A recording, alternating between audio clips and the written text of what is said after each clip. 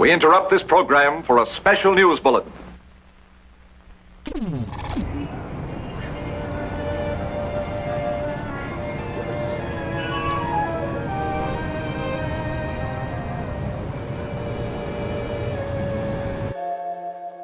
When I'm about 13, I'm alone and the phone rings and I pick up the phone and I hear, first, I could hardly hear just like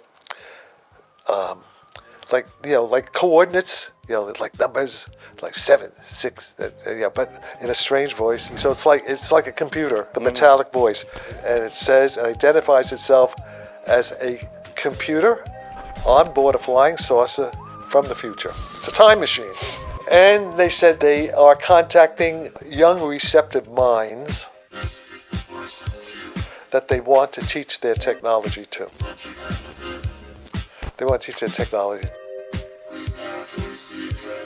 Yes. I'll do it.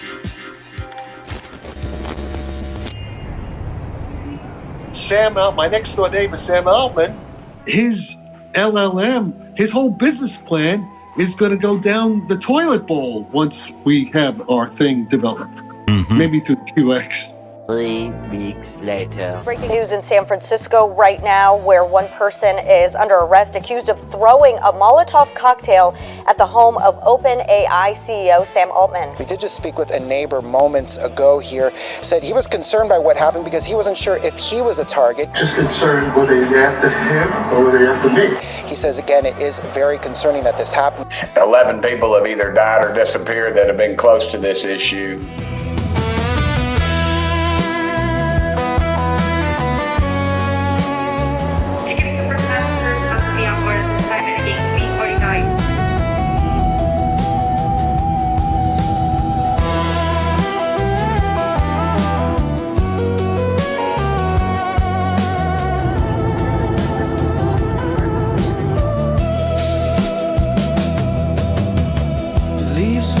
Secrets to the dawn. Every ending keeps moving on. I touch the bark, it breathes like me, lost between the roots and sea. Oh no, not again. The circle starts to spin.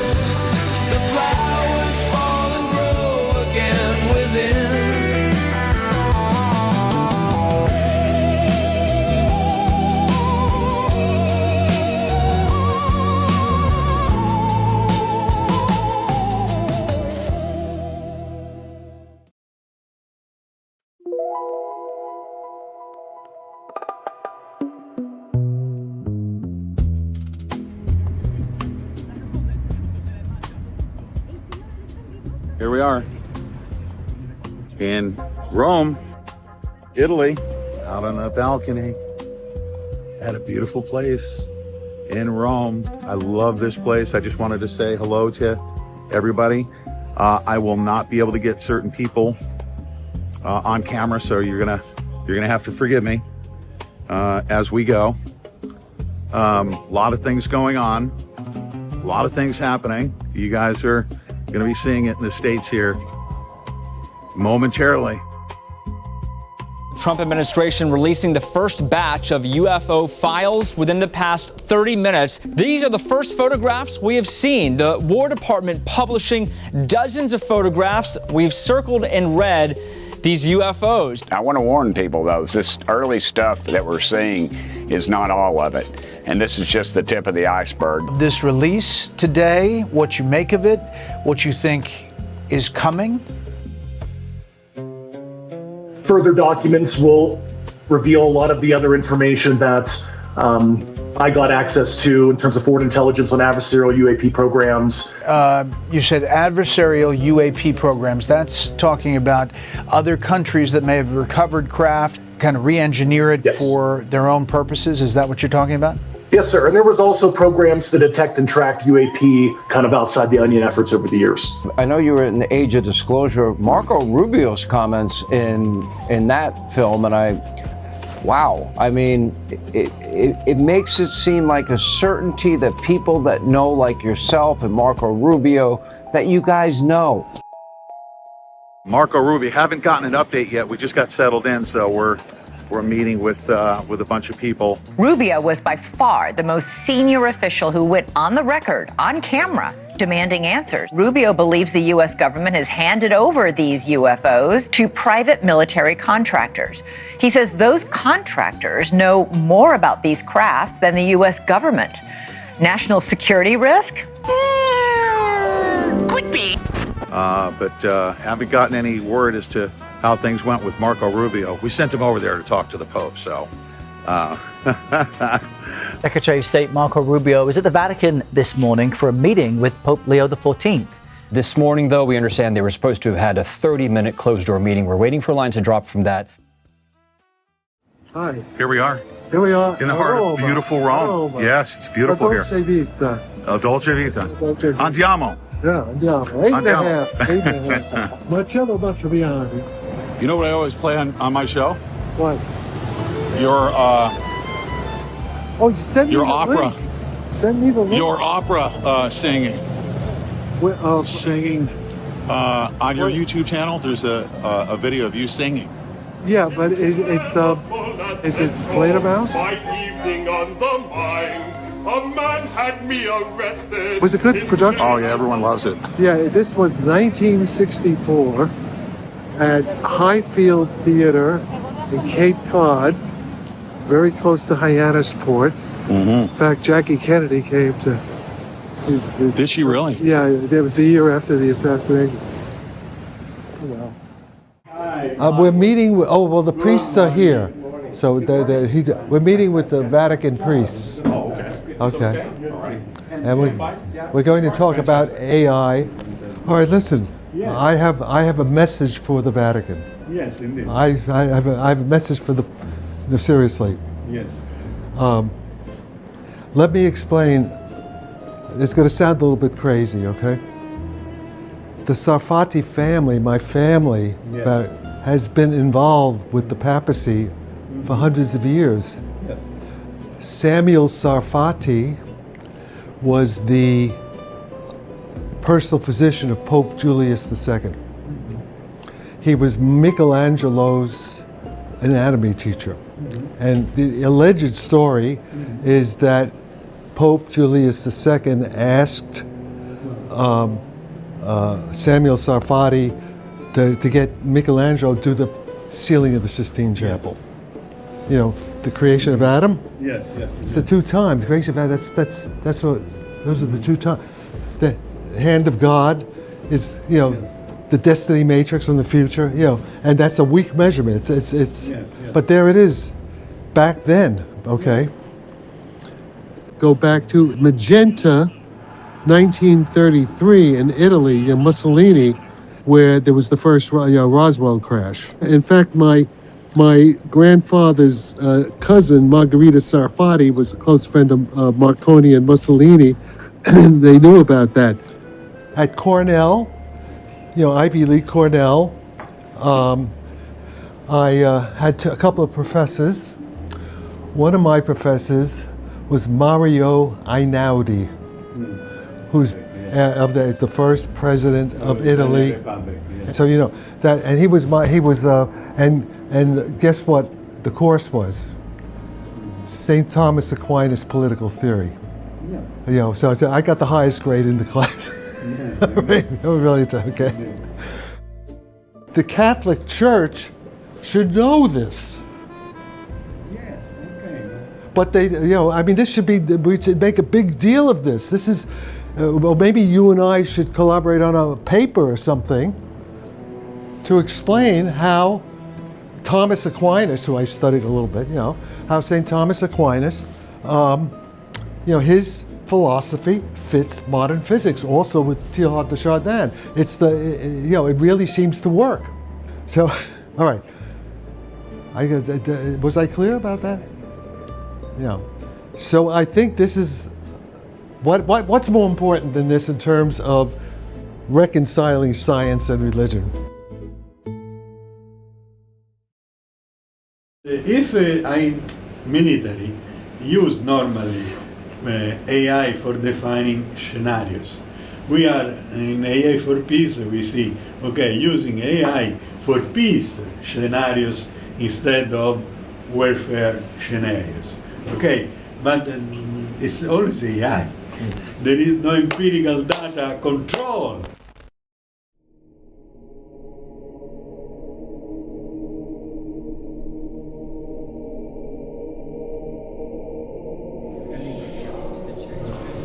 Please. Sorry, because I have to close and then to open. That's okay. Just a moment. I explain everything.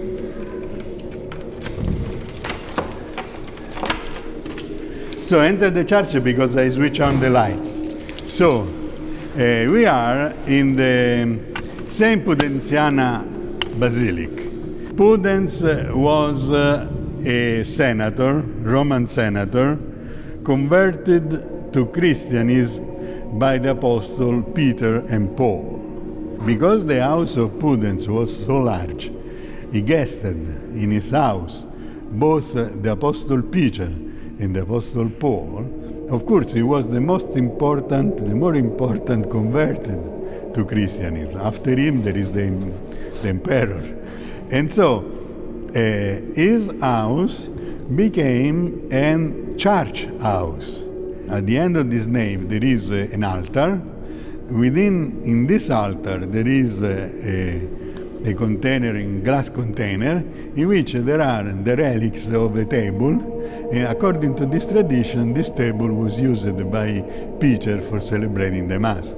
In 154, the children of Pudens gifted the house of Pudens to the Pope, Pius I.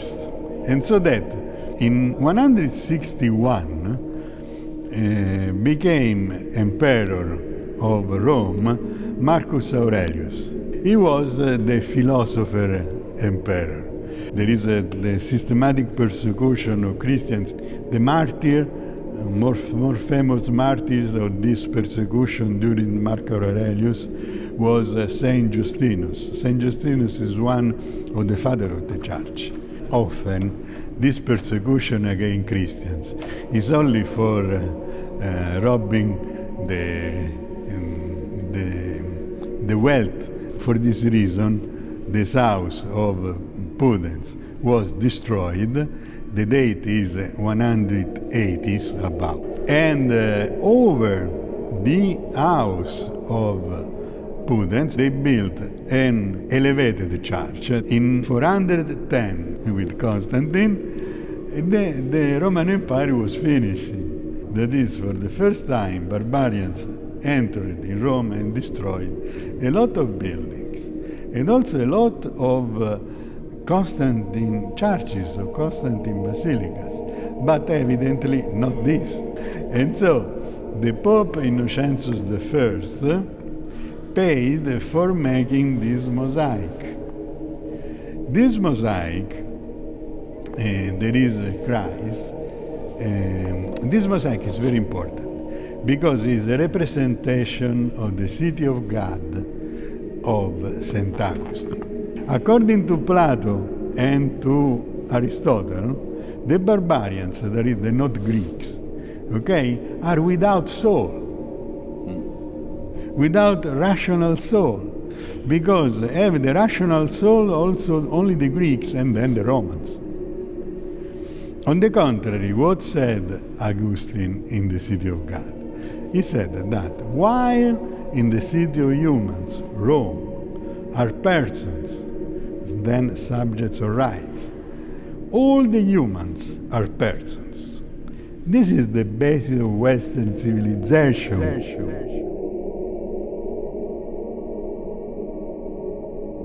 50 years ago, 1970s, I was asked by the Central Intelligence Agency to work on these problems. Work on 50 years ago. Yeah, my professors built the bomb, Ivy League, Hans Bethe, all this. I was in college on military scholarships, okay? And I was a young assistant professor of physics at San Diego State. But I had worked with Keith Brook, the Jasons, all this, Navy stuff. And so they basically, in early, 1972, sort of reproved, they said, we'd like you to work on these two problems. One, how does consciousness work? Can you make a conscious computer? That's one problem. And the next was, how do the flying saucers fly?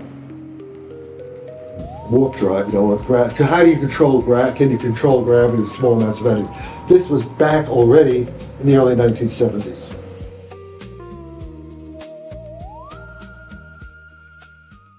So this is gravity. And this, in a certain sense, I call it consciousness. I'm going to make it very simple. You don't have to get quantum wave mind, or proto-mind, what you want to call it. I think Hameroff calls it. In other words, go back 1920s, Sir James Jeans, his popular book, The Mysterious Universe, and he says, the universe is more and more looking like a great thought than a great machine. Right? This is already Niels Bohr. Niels Bohr already speculated that some way the quantum waves is like mental, has certain problems mental. In quantum mechanics, when we have any information or any unambiguous information about atomic objects, two kind of concepts which equally important in description of experience, such phenomena we call complementary to each other. Such properties of living organisms as different conscious content, they cannot be in that way combined, which lying near from the lesson in atomic physics that no explanation can possibly be given for it on the basis of classical physical ideas. They are no way contradictory to each other. They are rather expression for complementary situations of observation. See, I began more or less accepting the ideas of Niels Bohr. I wrote a book called Quantum Theory based on that. David Bohm, in chapter 8 of his quantum theory book, which I worked with him in London for a year. Now, I tried to get some idea of what might be the process which was implied by the mathematics of the quantum theory. And this process is what I call unfoldment, in which any particular element of space may have a field which unfolds into the whole, and the whole enfolds into it. So you have this movement, and I call this the implicate or enfolded order, which unfolds into the explicate order where everything is separate. The most obvious one is ordinary consciousness, where consciousness enfolds everything that you know or see, right? And now it doesn't merely enfold the universe, but also you act according to that content. So therefore you are internally related to the whole. In this sense, you act according to your consciousness of the whole. So you're not acting mechanistically in the sense of being pushed and pulled by objects in the surroundings, but rather according to your consciousness of them you act. Yeah. So if you're not conscious of them, you cannot act intelligently toward them. But consciousness is really our most immediate experience of this implicate order. His quantum theory book, which he wrote at Princeton with Einstein, when he was teaching in Copenhagen. Chapter 8, I think it's chapter 8, and now he talks about analogies between quantum wave functions and mental processes. No, not now. Not now, not now. Stupid thing. Why is it stupid? Okay, tell me, why do you think it's stupid? Absolutely. Why? Why? Because it's a logical problem.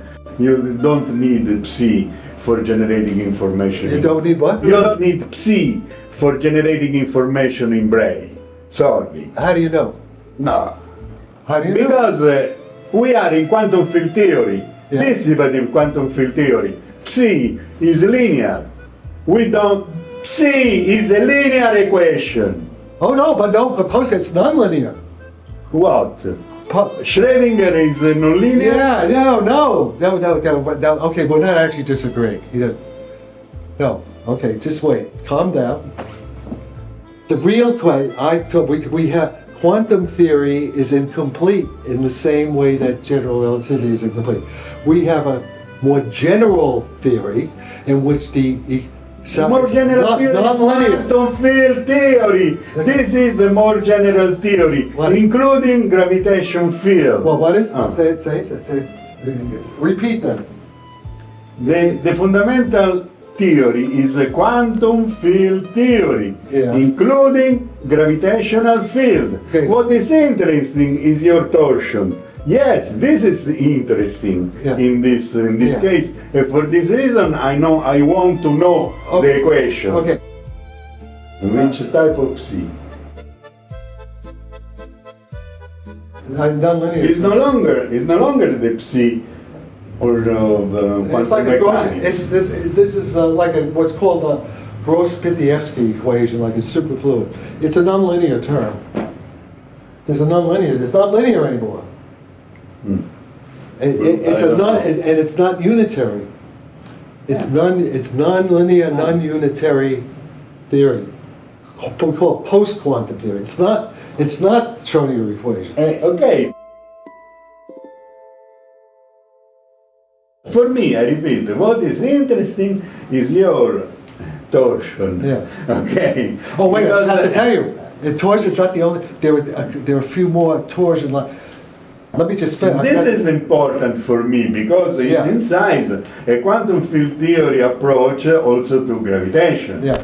If I see the equation, I can understand. Me too. We have to look at it. Otherwise, I don't understand. I feel the same. The same. Because so let's the equation is beautiful. This is Galileo equation. I agree. So that I understand. I absolutely agree. I was at this restaurant in 1971 with my friend Michel Rohr, who was the French naval attaché at Farnese, Prince of Farnese, the French Navy. And I remember having a meal here with my girlfriend Sharon Elena Rohr, and we did some spy work. I'll tell you about it later. Outstanding.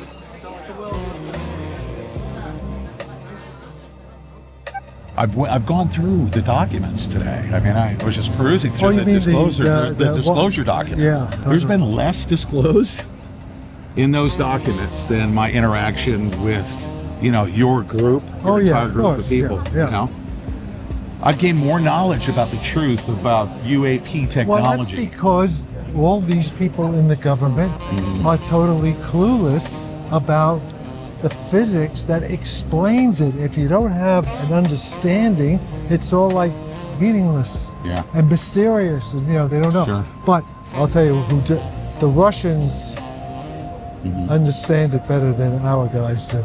Did you hear President Trump recently, within the past week, said that we're falling behind in the UAP technology? Did he say that? Well, he probably got that from me, because that's what I've been saying in public, and one of his close friends who I communicate with, hopefully told him that. We're falling behind. Yeah, of course you're falling behind. That's what I've been saying. The people that we're meeting with here on our trip just happens to coincide. I'm calling it Disclosure Day, but it's funny because there's two parallels of reality that are happening: the disclosure for the public and the disclosure that's taking place here through the next coming days. But it's almost surreal. Yeah. Right? So we're part of the, how do I say it, the inner circle disclosure of the back channel and the elite trying to figure out how they're going to handle this stuff as they prepare the public for the whitewash version of it. So today, people coming in town will say, not everybody's going to be on camera for confidentiality reasons, many different reasons that we can't even disclose on this, but that's okay. For so long, actually, the true disclosure, and we'll just come right out and say it, ladies and gentlemen, most of what we know UAP technology to be, that we've seen, that people have actually witnessed, is actually man-made technology that's been kept secret from the public. Would you agree with that? Yes. In fact, a lot of it stems from the development of projects after World War II and the Nuclear Secrecy Act, curating our understanding of quantum mechanics and chemistry to a certain extent, because they had fears of weapons of a third kind, whereby someone could study the mathematics and come up with weapons designs that no one had anticipated. As to the Pope's expertise in this area, I really didn't think of him to be, scientifically knowledgeable. He's not a physicist or anything like that.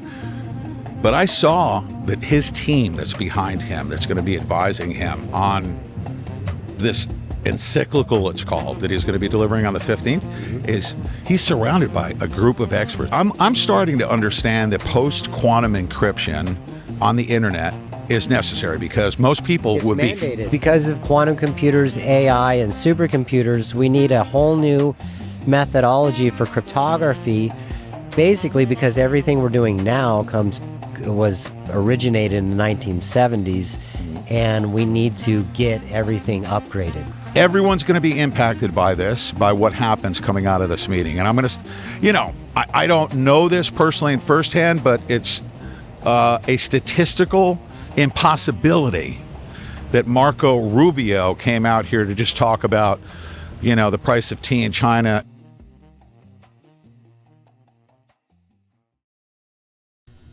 Has this been going out live? No. Okay. I can turn this off. I'm recording right now. No, you can record it. Yeah. You record. No, you record it, but don't put it on the internet. Right. Because now we're talking.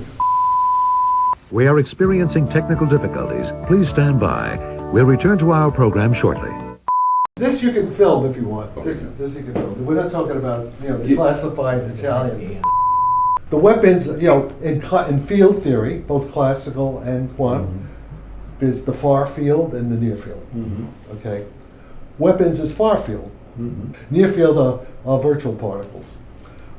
So the propulsion system is simply a near field. It's a near field effect. The Earth's gravity field is a near field. Yeah, it's not gravity waves. So that's it. So we have a system. We could use. It looks as though we could use a compound metamaterials, like metasurfaces, and layer them, and you pump them at the right RF frequencies, and it will make this kind of mechanism. The quantum spin torsion coupling is of the same strength as the electromagnetic field, as electromagnetic coupling. It's the same, similar. And that's that explains everything, all the anomalies. The White House just came out with this, all this stuff. They don't, they don't understand it. This explains it all. And now also, there's a guy named Matt Visser. He's a general relativist. He's in New Zealand. He published a paper on the gravitational beam weapons. He published a paper showing, just using general relativity, there are 3 kinds of beam weapons you can do. One is the tractor beam, like the Rapture pulling things up, like the tractor beam. The other is a pressor beam, like it just squash the metal. And the other is like a stretch squeeze. He calls it a stressor. There are 3 kinds of beams. But he said, of course, this is done like 3 or 4 years ago. He doesn't know about what I'm talking about. He said, it's science fiction because it's so weak, because he only is using that. If you use that, forget it. But he doesn't know about this. See? But he's given me the mathematics to show how to build a weapon system. He wasn't using torsion at all. He was just talking about the first term. What he does have, what Jeff does have. And I commissioned Jose Rodal for the Cavendish to use. He recommended a different material. But it turns out the guys, because of the lifestyle. This coupling constant turns out to be very strong. This is what is not known. The torsion coupling of quantum mechanical spins generating torsion, it's the same strength as the electromagnetic coupling. It's 43 powers of 10 strong. This is what I'm trying. It could be wrong, but this is, And I'm saying that's why we see these things able to fly around with hardly disturbing the atmosphere, because the electro, what do we call it, torsion coupling is much bigger. That's what's missing from everybody else. Now, I don't know if the Russians know it or the Chinese know. Maybe they do because they've been reading my stuff. I've been fairly public about it. All right, so that is, okay, and the last thing, because I will make it short, the last thing is that the story doesn't end there. There's what's called the conformal group. The has an additional 5 generators. The conformal group is from Roger Penrose, who got the Nobel Prize recently. Roger Penrose. He got who worked with Hawking on the black holes and all that, the singularity theorems. And I happened to be in London again in 1971, working with David Bohm. Roger Penrose, a young professor there, and he's developing his ideas of the conformal group. And he was giving a seminar, and it was just Roger, me, and about 3 or 4 other guys. I was postdocs, whatever. Penrose never, although he knew Emmy-Noether's theorem, he also, like Einstein, he never applied Emmy-Noether's theorems to his conformal group. Okay? And I only thought to do that a couple of months ago. And that gives you an additional, in other words, instead of, to summarize now, because we'll stop now. Einstein's 1915 theory gives you basically 6 of these gauge fields, space-time gravity gauge fields, gives you 6. Kibble gives another 4, so there's 10.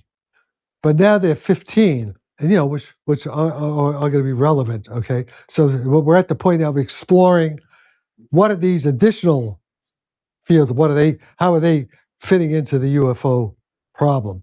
Okay, so I think I can stop here. In the coming days, what can we expect to hear and see with the number of people that are coming in from out of town? What we really should expect to see is the efforts that were here impacting the Pope's speech he's going to give on the 15th regarding UAP and AI. Pope Leo called for artificial intelligence to be disarmed in his first papal encyclical. Leo signed the text on May 15. Quote, "It's not enough to invoke ethics in the abstract. A more moral AI is not enough if that morality is determined by a few." I've listened to scientists and engineers about increasingly autonomous weapons systems, practically beyond any human reach to govern them effectively. For this reason, the Church wishes, with humility and frankness, to be part of conversations on artificial intelligence. The number one topic, we're releasing a lot of information having to do with extraterrestrial things, and people are totally fascinated by it. It's amazing. I wasn't sure if they would enjoy it. It's literally trending number 1. Can you believe it? This brings me to my final and maybe my most important point. Pope Leo XIV, in a recent document, encouraged us as human beings not to outsource the most important moral decisions to digital technology. And if the warfare of the future is to live up to the moral values of our ancestors, decisions over life and death must be made by humans and not machines.